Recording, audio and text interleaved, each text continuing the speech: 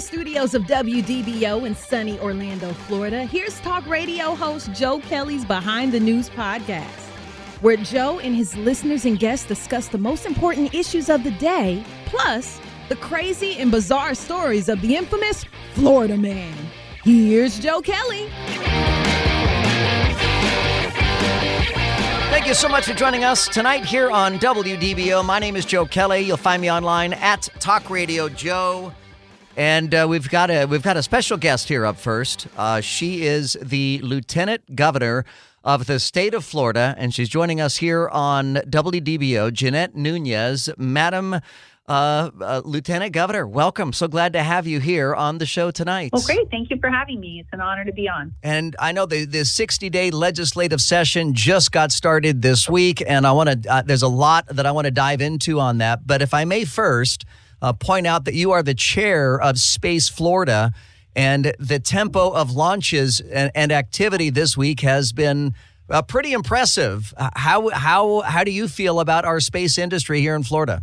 Well, I'm just really excited to be able to talk about space because, as you know, especially given our history with space and launches and Apollo missions, we have solidified Florida's place as the launch capital of the world. And I think many people see those rockets launching on a regular basis. But what a lot of people may not know that beyond just launches, and we hope to have a cadence of close to 100 this year, and so we'll see. But beyond launches, we're also focusing on areas and sectors that are related. So everything from manufacturing to science and research and technology, making sure that we are poised as Space Force continues to grow for military readiness purposes. And we're really excited about the reach, the breadth of space in the state of Florida, and also the way that we've been able to spur development on the commercial side. So many large corporations are moving to Florida. They're growing here. Workforce is a big issue, so we continue to push that front. So I would tell you that the future for space here in Florida is bright, and we're going to continue to not only launch rockets into space, but also be able to do things as everything from space tourism to be able to print satellites, 3D printing satellites in space. So a lot of excitement. We're going to be launching soon a space art contest for our younger students to get excited. So I think what we see here in Florida is just limitless opportunities in that field and related fields.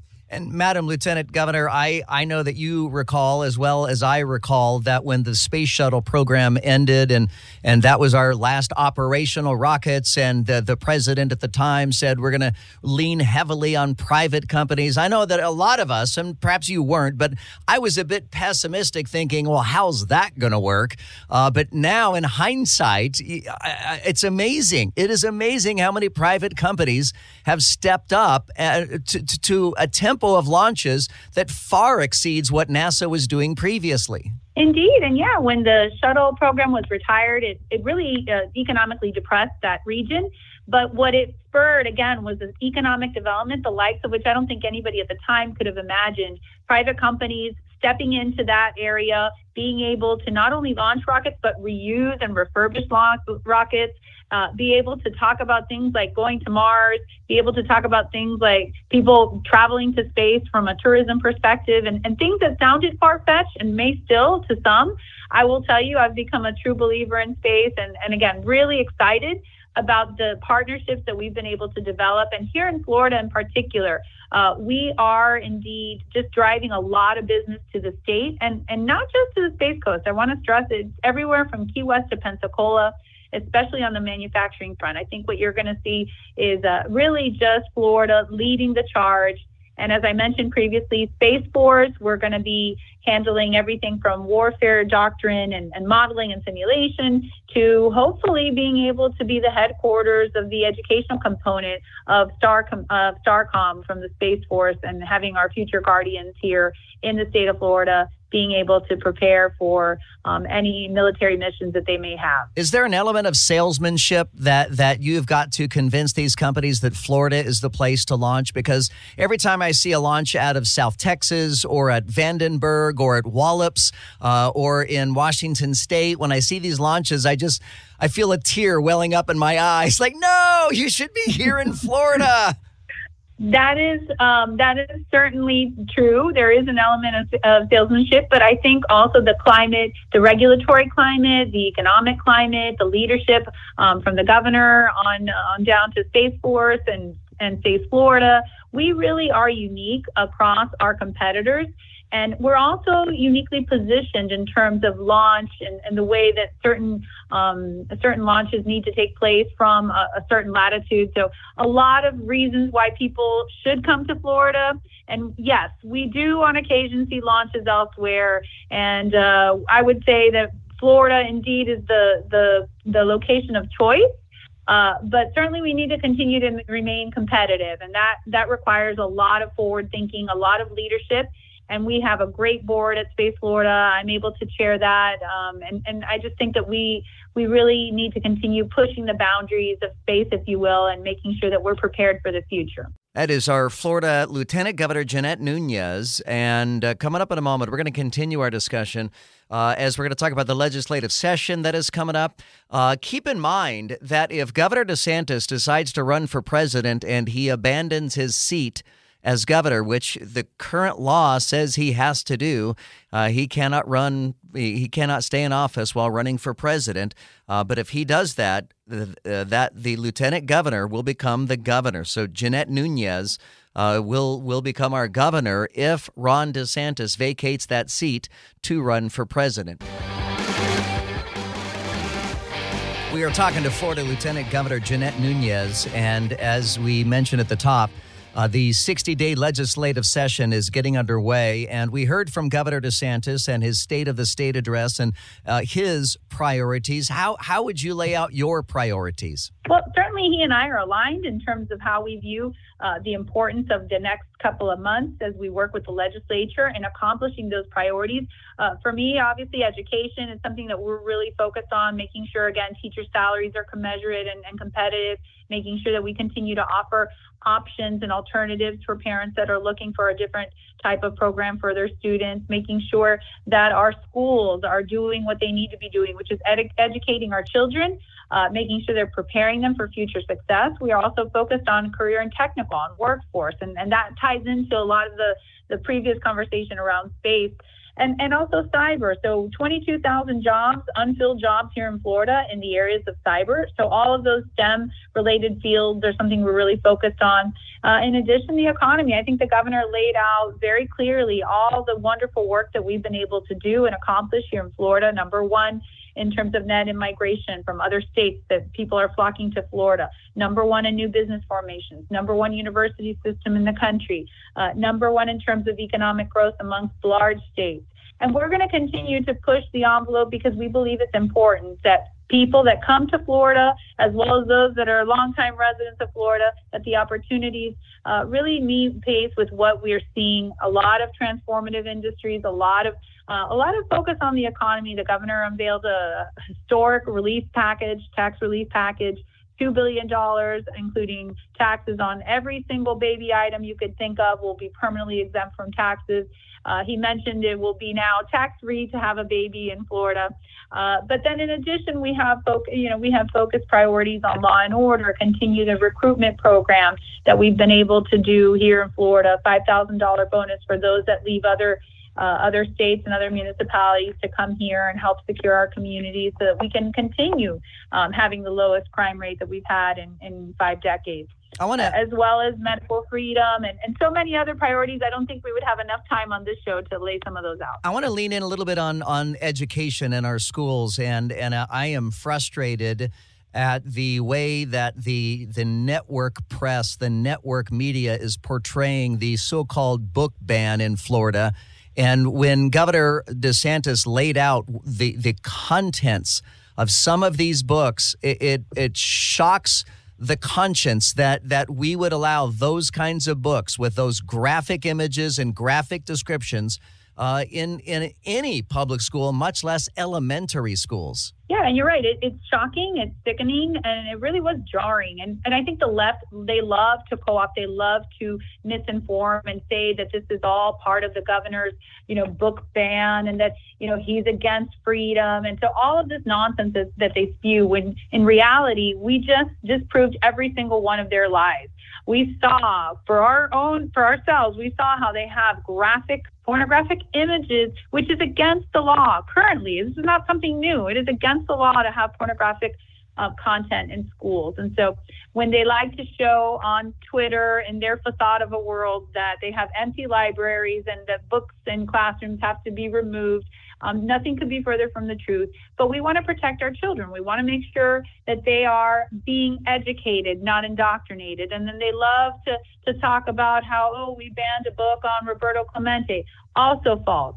And so I think the best thing that the governor was able to accomplish with that press conference he held earlier this week was just really laying out what the left, the corporate press loves to do, perpetuate these myths. And we laid out the facts. And I think when most Americans, when most Floridians look at what we're doing, they solidly support us, which is why we won in November with a historic margin. We have a mandate to continue the good work that we did in our first term, and the governor is gonna push on those mandates. He's gonna push on the issues that we believe are important to Floridians, and that includes first and foremost, he as a father, me as a mother, making sure that our kids, their innocence is protected, because it really is a battle. And when COVID occurred and people started seeing what was going on in the classroom, that's when parents woke up, and that's when you saw so much discontent, so much concern with what was happening in the schools. Florida Lieutenant Governor Jeanette Núñez, and I do hope that we're able to speak again maybe midway through the term and at the end of the term and look back at it and see how things worked out. Madam Lieutenant Governor, thank you so much for your time. Thank you. Appreciate it. And of course, keep in mind that if Governor DeSantis does decide to run for president, she will be our next governor. Now, on that subject of whether or not Ron DeSantis is going to run for president and what that does to his gubernatorial position, there is a state law that bars him from running for president if he doesn't resign as governor first.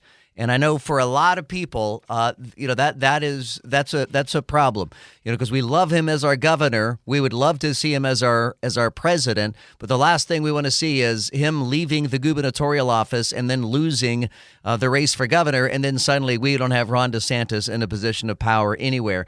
Now, the law specifically it's called a resign to run law. And the law would require DeSantis to resign from office before, quote, qualifying for a presidential run. But the legislature hasn't really clarified what qualifications are, what qualifies him for a presidential run. And with the state legislature in session right now, this is going to have to be one of the things that they're going to have to clarify, not necessarily come up with a new law, but they just need to clarify when exactly does DeSantis qualify for the presidential run. Now, general consensus amongst most people would say that he would qualify when he becomes the party nominee. If he became the party nominee, then that means he is qualified to run for president. But some others might argue that he is qualified from the moment he announces his candidacy.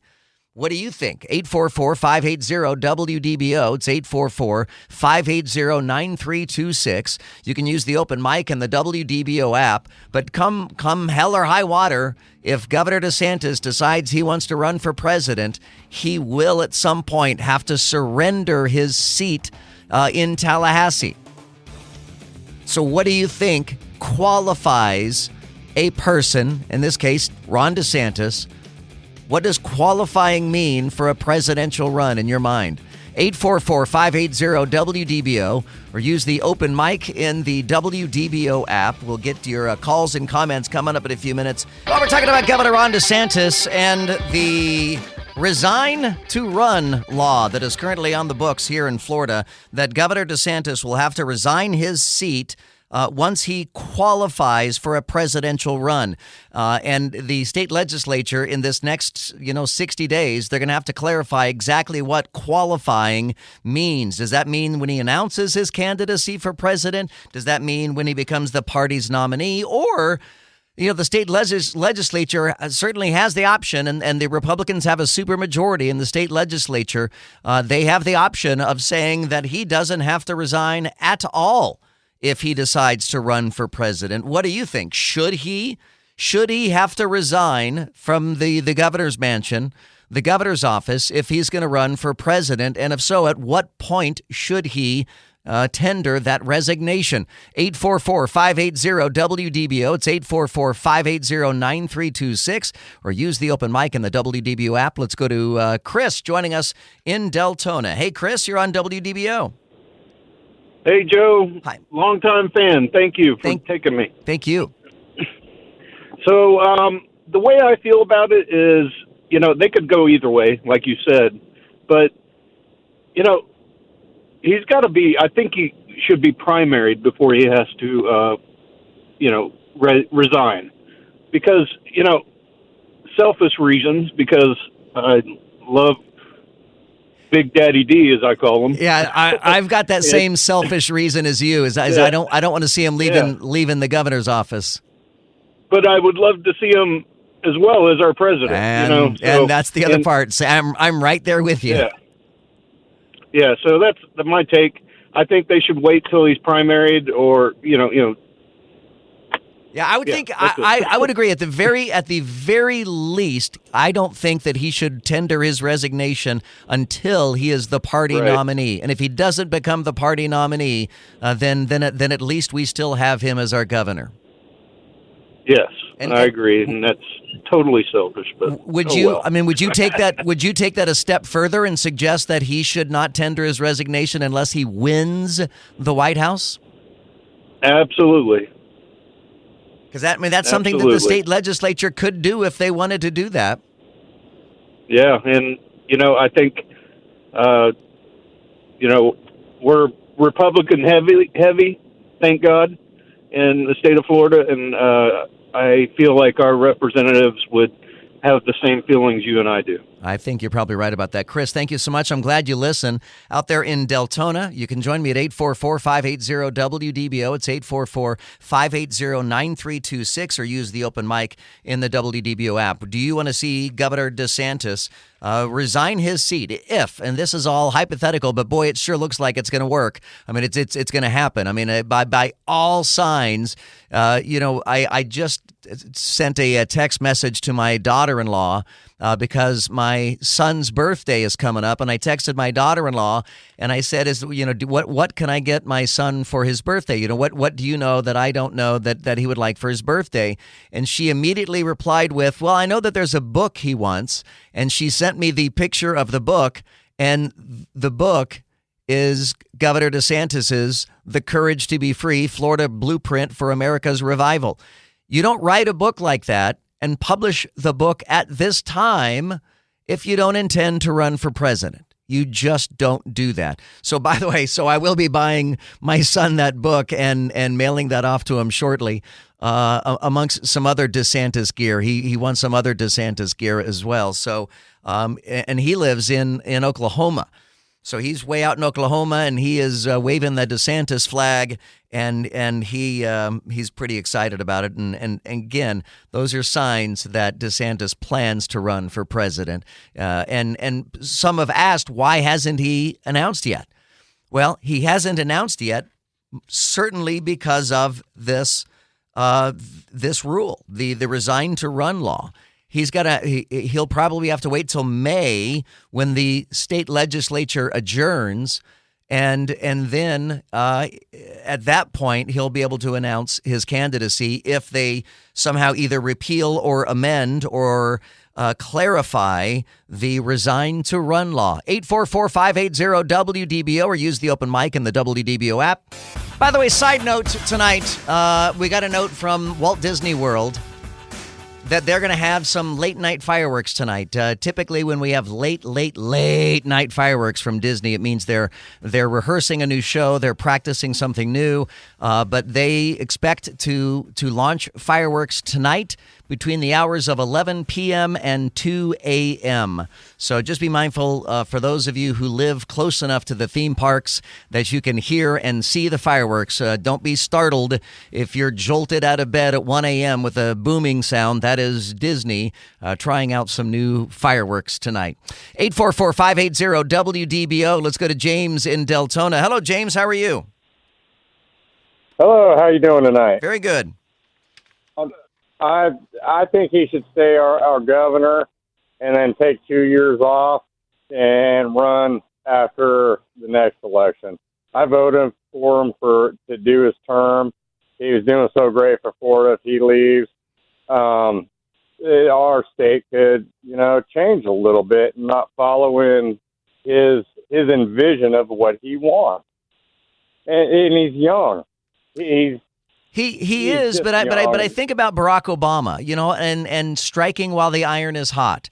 And nobody would have imagined in a million years that Barack Obama would have been elected president, but he was the right guy at the right time, according to the American people, to become the next president of the United States.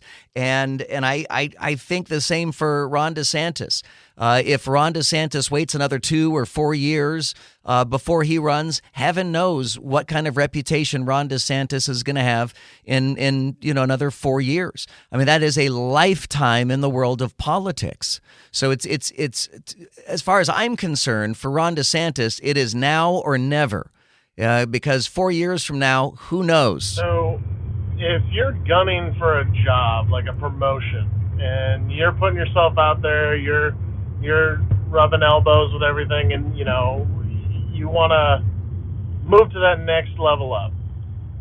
You don't just quit your other job until you actually are going into that position, and then you would have somebody backfill that position for you. I don't disagree with you. I think you're right about that. But the difference being, to use your example, if you have a job, let's say I have my job here at WDBO, and I want to go work at K92.3, one of our sister stations.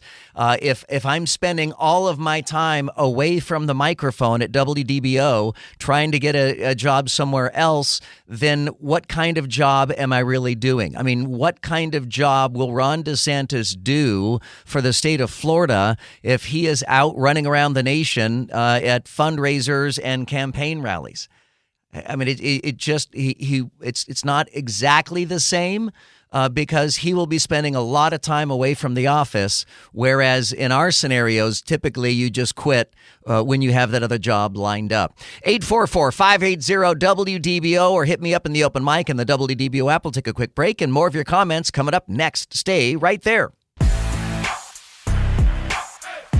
It's called Resign to Run. That is the law that is preventing Ron DeSantis from announcing his candidacy right now because it's possible, I should say, that if he announces that he's going to run for president, that he could potentially have to tender his resignation as governor straight away.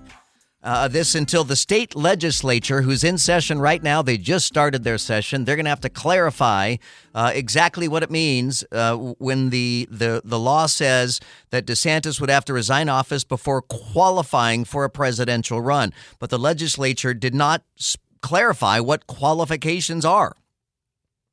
So this is the time for them to do it while they're in their legislative session. I would say ideally, and I would love to see Ron DeSantis not only run, but become our president this time, 2024. But I think that the perfect time, the appropriate time for him to resign the governor's office is if and when he becomes the primary, the party nominee. When he becomes the party nominee, then at that point he's going to have to spend all of his time campaigning, and at that point he is vacating the job. So I don't think he should have the job all the way until he gets elected president.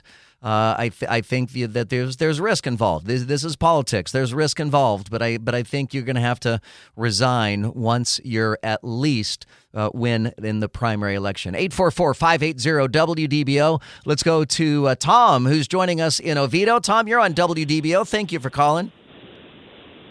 Hey, Joe. How are you tonight? Listen, I think you made two terrific points, and I agree with you 100% on both of them. First off, I think DeSantis is actually what this country needs right now. Washington, D.C. is like a cancer, and they've got all kinds of stuff going on in there, all kinds of tentacles in there with the media and with all the money that's going into D.C., and I think he can go in there. It's going to be difficult to do, but at least he can start to clean it up.